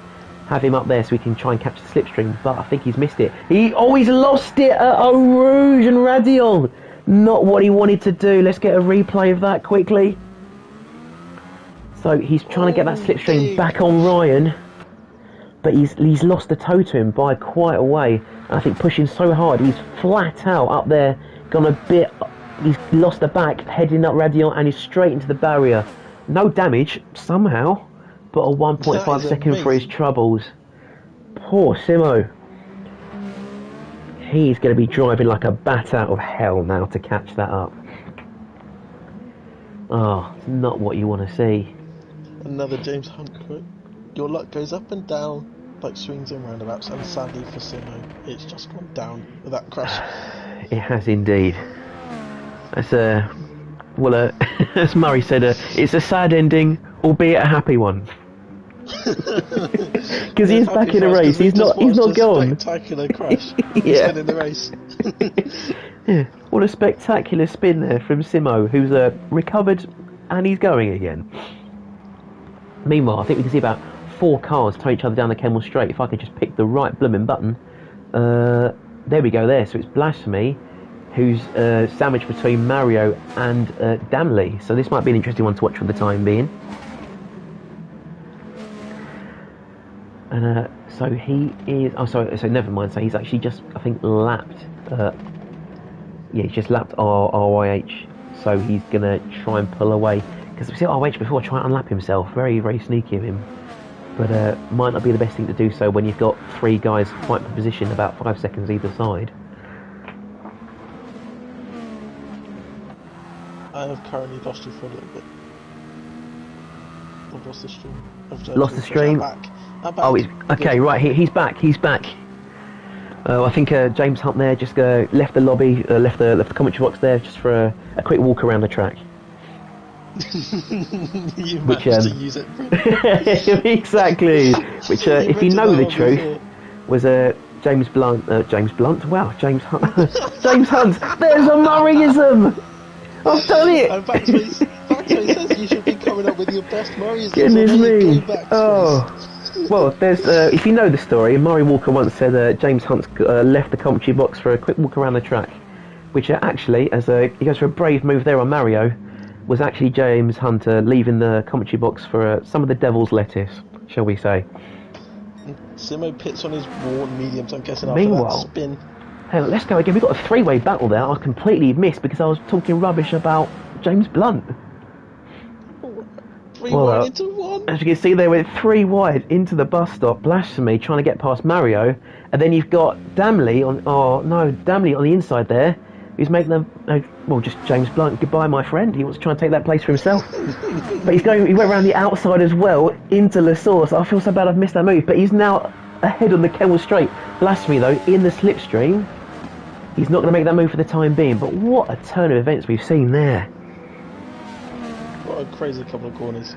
Oh, I tell you what, I don't think I'm ever going to have a more fun commentary than this evening's race. I've had a spectacular time, and we've still got about 10 laps to go as Lankster is now in the pits for his final stint. I presume he's going on to maybe another set of mediums to be safe, do you think? Possibly, yeah. I'd go mediums if I was Lankster right now. Let's have a look. He spent an awful long time in the pits, run his fuel right down into those dying embers. Well, we know the mediums will do 11 laps comfortably, so why would we go? I think having seen Simo spin as well, he promised to be safe than sorry. So let's see what he comes out on as he leaves the pits. But you can see the tyres are starting to go down, because before he's pitted, his consistency's like really, really good in the 2-minute marker, then dropped a little bit and then straight back up. But he's going onto another set of mediums, as we predicted. So Lankster going for a safe option, knowing that he's got a pit stop ahead of Ryan, who's 30 seconds ahead, more or less. But that'll easily be gathered back in the pit stop. What do you think? It'll be interesting to see, because Cuzzy will be coming out on those softs, and he will be hunting Lankster down on a fresh set of softs, whilst Lankster's mediums will be slightly more warm by that point. This could, like, Cuzzy could still build a little bit more of a gap if he can. If he can build another 10 seconds on Lankster, which is a big ask before his next pit stop, which should be maybe 3 or 4 laps away. Right, but 2 seconds a lap quicker, so we'll see how it goes here. Yeah, we'll have to remind me then to get back on board with Ryan once he makes his stop, see if there is any progress made there. Meanwhile, speaking of progress, Blasphemy needs to make some very quickly on Mario and not Mario, so on Damley, who's gapped in now by almost 3 seconds. You know, if you're going to compare that to your favourite takeaway, I'd say that's a Gapperoni pizza he's got going on there. Yeah, but Digi's going to the end. I reckon Damley's got maybe.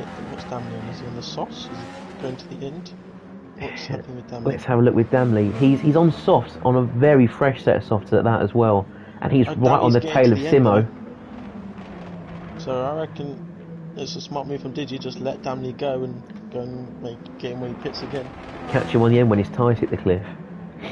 If I was Simo, I'd be doing the same. Simo's going to the end on those mediums. So. He is, but he has got a Damley right in his rear view as well. You can see they are so close. But you see Damley there drifting wide with the dirty air. He's going to try and cut back though. Let's see if this pans out for him as they head into left fan. There's contact. Simo's been pushed wide, bless you. But he's going to try and cut back on the inside. He does. That's a really good display of driving there from Simo and Damley, both showing some excellent racecraft there, giving each other plenty of space. So let's see, as they head down into that chicane, we are on board with Damley. There's a little bit of contact, he nudges Simo wide, but Simo then cuts across on the right hand side, back in, so maybe Damley's also let that place back, I think. Nice racecraft and sportsmanship there from the pair of them. Yeah, it looks like Damley gave that one back, which is fair enough. It did push him out of the way to get through, but he's taken it straight back. We've missed it. Simo's gone very wide there, heading out of Stavolo.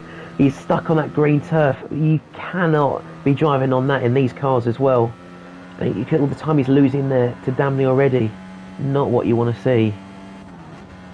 No, but that's fine for Simo, because he's thinking, I've just got to go to the end and watch my gap to Digital Blasphemy behind there. I think it's them two fighting for the last podium spot, and it's between Cuzzy and Lankster for the win, maybe. Of course, but you'd rather keep Damley behind on those soft tyres, surely, at least so he burns them up and is less of a threat later. Because at some point... world, yes, but I guess we're not in the ideal world. No, not at all. We've seen that. We've seen Simo spin, we've seen Pigstick spin about 5 times and then disappear.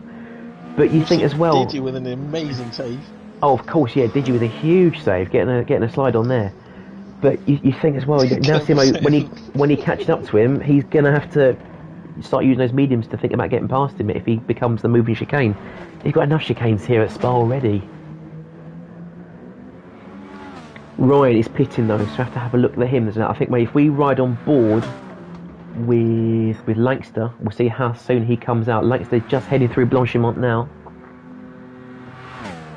Yeah, so I think Lankster will come out in front of Cuzzy, and it'll be up to Cuzzy to chase him down for the win and get past. That will be exciting. Looking really good though, still. Brand new. And a very quick outlap of a 56.5. Yeah, you can see he was absolutely pushing there to get back in front of Ryan over the pit stops. So let's see, Ryan is still not anywhere in sight just yet. He's about to leave the pit lane now though, on another set of soft tyres, half a tank of fuel, and this puts him, when all's said and done, I guess about 2 seconds down on Lankster, but on a soft set of tyres, this is easily doable with another 7 laps to go. This could be interesting, because Lankster's not the easiest person to get past either. He is a very good driver. So. He's a very good defensive driver. Well, as Murray said, the battle is well and truly on if it wasn't on before, and it certainly was. So this will be something to keep track of. I think maybe we'll tune in another couple of seconds when they've tidied that gap up a little bit.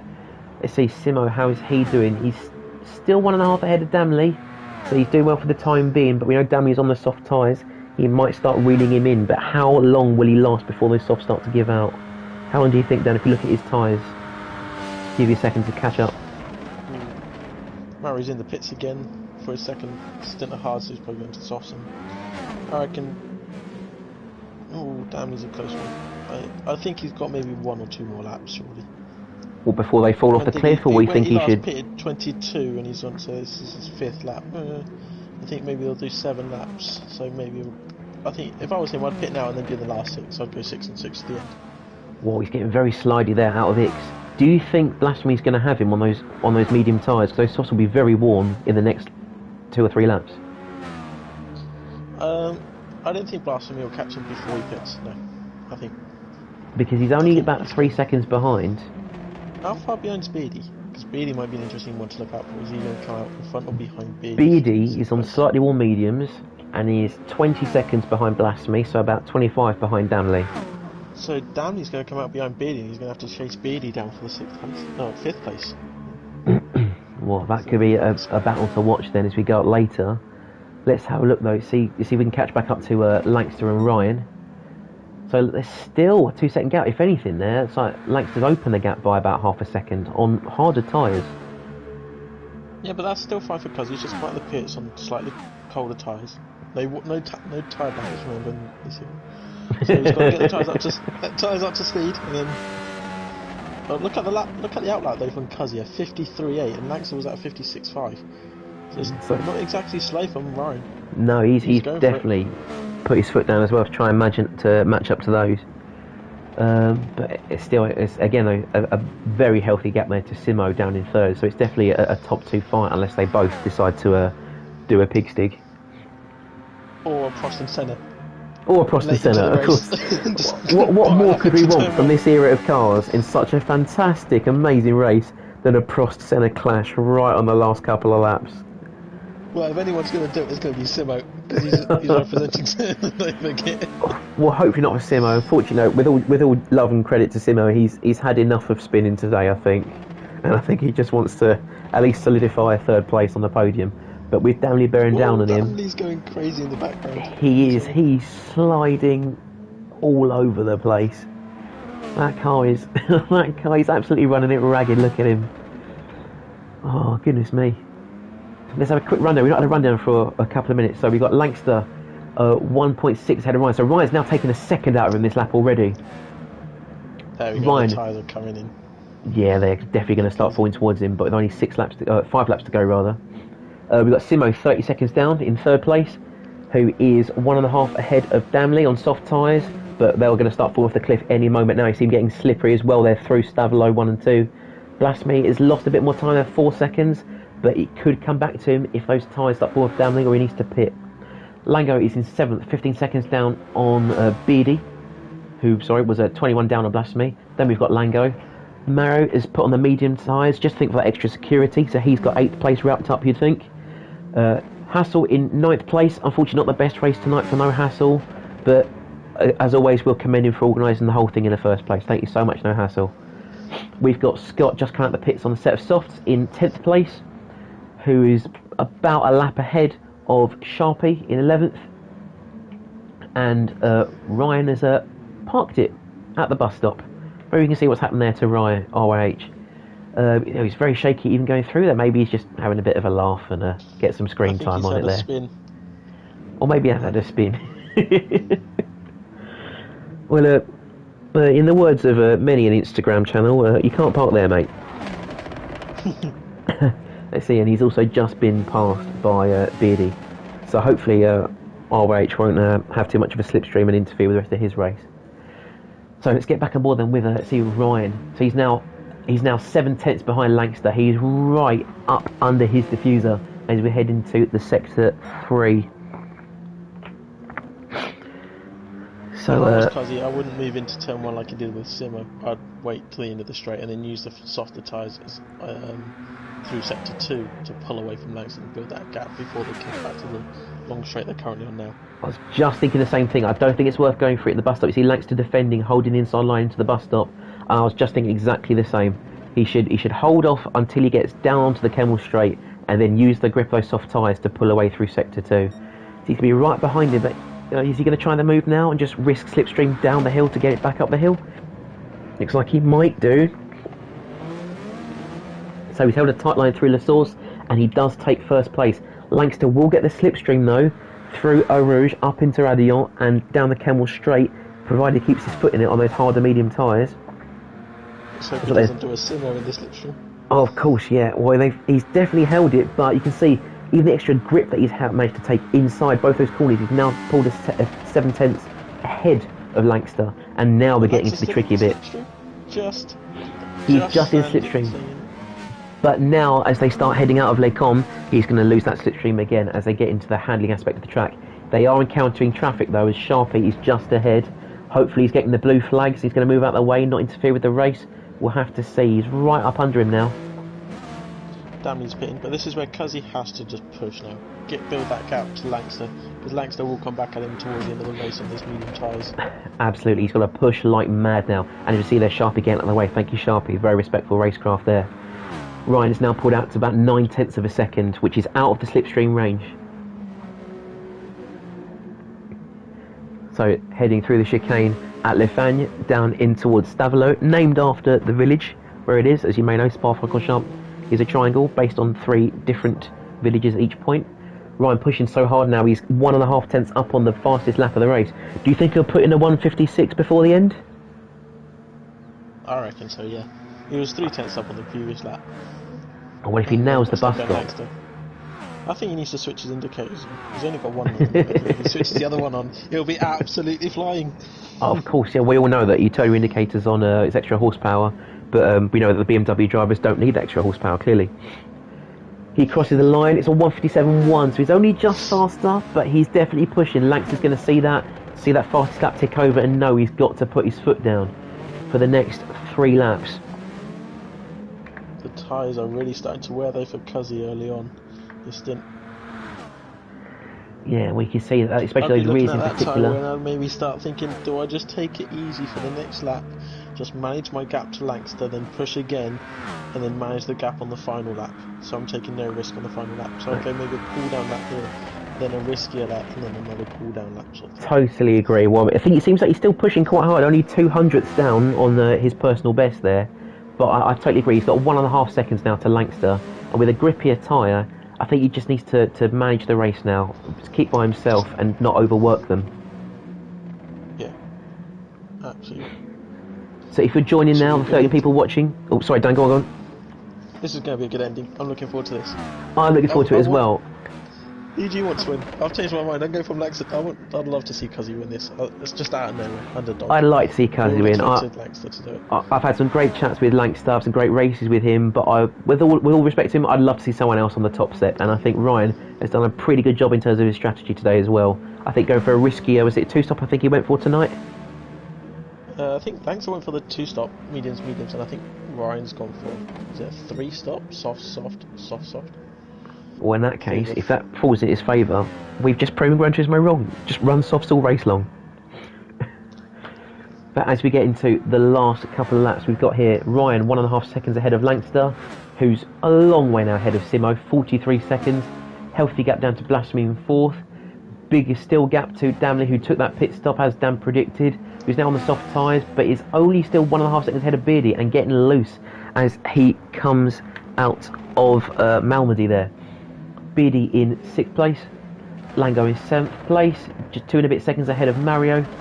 Healthy gap there to No Hassle in 9th, to Scott in 10th, and then we've got Sharpie and RYH bringing up the rear. RYH gone a little bit wide again. He's exploring the track limits, shall we say.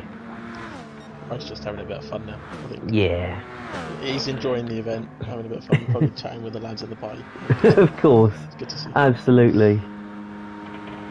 Well, as Mr. Walker once said, 2 laps to go then the action will begin. Unless this is the action, which it is. Thank you, Autosport, for so many great Murrayisms. I'm just loving reeling these off, finding hopefully opportune moments to give them. Oh. He's had a couple of absolute gems, Murray Walker, and the race commentary, even just sport commentary in general, will not be the same without him. I think, Jonathan Pearce, also with an equally legendary voice from sports commentary, from Robot Wars. I'd say he's a close number 2 in terms of, big commentary names for me. Have you got a particular favourite commentator anywhere, Dan? This was a question one. Would you count David Attenborough as a commentator in terms of like the Animal Planet shows? Because he does commentate Who Rhythm Is Away. Because that is an insane voice. You know what? I would. I'd say he's a nature commentator. Yes, so I think we can give David Attenborough a slot there. And here we see Ryan in his natural habitat, flat out through Blanchimont. He's trying to escape his prey, the Langster, who is known for braking late, as well as saving his tyres in the most absurd of situations. I think my Attenborough's slightly better than my Walker, but I won't do that again. But the gap is coming down. It was 1.5 seconds, it's only 1 second now as you go into the final lap. Well, this most certainly is the action. I mean, with Langster now trying to reel him in on those worn rear tyres, I mean, either Ryan's car is stationary or it's on the move. There's another one. We should have put a Murray Walker drinking game in this. You guys would be absolutely sloshed by now. Oh, come on, Cuzzy. But, well, excuse me as I interrupt myself, as he goes into Les Combes there, giving more time away to Langster, who's now, within a second, he's just broken it again with that extra grip on the soft tyres. But it is going to be a nail-biting finish here between these two. Is Cuzzy going to last on the soft tyres? Dan, if he makes a mistake, where's it going to be? Oh, that's a horrible question, Charles. He's not going to make a mistake. He's not going to do it. I know, I don't want him to make a mistake. I want Cuzzy to take it home. I really do. I shouldn't say that as a commentator. I should be impartial. But we want to see him just have this one shot of victory. Oh, he's doing so well. He's pulled that gap back out to 1.5. Go on, Cuzzy. The fuel flashing is also scaring me. Has he got enough fuel to get to the end? Oh, he's running dangerously low. How about Langster? It's just about the same. This is going to be absolutely manic. Oh, goodness me. So they're heading out through Stavler now into that fast sweeping final sector. 1.5 seconds again. 1.5, but Ryan's tyres are absolutely shot at this point. He's going to have to be really careful here. Thanks to Blasphemy, he's got no more braking markers to follow, so he's only 2 more corners. He's at the bus stop, looks like, oh wait, just gone for some interesting track limits again.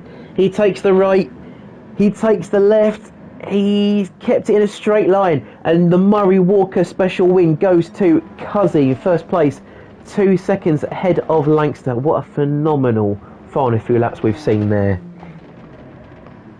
This has been an amazing race. Well it has. Ryan is badly no Cuzzy. That is a brilliant drive, mate. It's been a fantastic race to watch. We've got Simo heading through Stavelo now to hopefully bring home third place. Tom Williams says a brilliant race from Cuzzy. Top job, brilliant drive. Totally agree. Good job there, Cuzzy. And Damley, meanwhile, put the fast lap to boot. I was about to congratulate him on the fastest lap, but Damley puts in that 156 we were hoping for. And a 156.5. What a lap that is. Great lap by Damley. A great job all round from all the lads. 33 amazing laps around here. In these cars is a brilliant effort. Well, maybe a 6 if you're Pigstig, but let's not forget that. 27 if you're right. Yes. There goes Simo. Unfortunately, one has been too many there, but bringing it home in third place takes that final step on the podium. Good to see him still on the podium, keeping it consistent there. Blasphemy slightly further down the road in fourth, and Damley again a little bit shaky, but in fifth as we see there Raya doing some celebratory donuts. It's not about the win, it's about the taking part, and I guess he's thrilled to have been involved in today's event. Here goes Beardy. Raya's a wonderful lad. Great job, Ryan, on the donuts. Good job, Ryan. We're loving the donuts. Keep it going. Is he still there? Oh, we're waiting for him. He's not doing donuts on the straight, is he? Oh, he is. Oh, what a fantastic event. That was the Amigos Racing Team Murray Walker Special with our winner for today, qualifying second, winning the race overall. Ryan is bad, you know. The man who has won more Murray Walker Specials without actually winning one. And I've got a lump in my throat. Oh dear. So here are the standings for today. Well, for tonight. There's another one. There we go. It's 10 p.m. No Hassle is the host. I want the race results. That's a Murrayism on the controller, isn't it? Goodness me. Ryan is bad, you know, taking first place home. Just about ahead of Langston with 2-second gap there. Simo in third place. Well done, Simo, getting that podium back when it looked like it was snatched from him on the grass. Blasphemy, not just saving an incredible slide, but an incredible race as well to get fourth place. Damon put his pedal to the metal for a fastest lap and fifth place. Just nudging Beardy out of the standings there. Seventh goes to Lango, the only American on the grid today. Mario in eighth place. Tonight's organiser and host No Hassle in ninth. Scott in seventh. Sharpie in 11th. And the Krispy Kreme Donut King himself, RYH, in 12th place. We hope you've enjoyed watching this as much as we've enjoyed commentating on it. I don't think I've been this excited since I was watching Formula 1 as a little boy. How about you, Dan? No, this has been absolutely amazing. And This is going in my favourites. I'm putting it on DVD. I'm going to send it to my nan. I've really enjoyed doing this one. You up just before the start of the race to wish you good luck. Well, he kind of did, yes. Well, we'll take that, yeah. Grandad was her. If you're listening, Grandad, I love you lots. And if you remember Murray Walker, I did my best. But I think that's pretty much everything. You want any final comments there, Dan? Thanks a lot to all the guys for taking part. I think it's been a great event all round, and well done to No Hassle for a really well organised event. I really enjoyed it. Thanks a lot. Great job to No Hassle. Great job to everyone who took part tonight. And unless I'm very much mistaken, I'm very much mistaken. That's the end of tonight's race. We hope you enjoyed it. We're going to head out for the evening. So it's a goodbye from me. It's a goodbye from me. Have a lovely evening, guys. Stay safe, and we'll see you at the next one.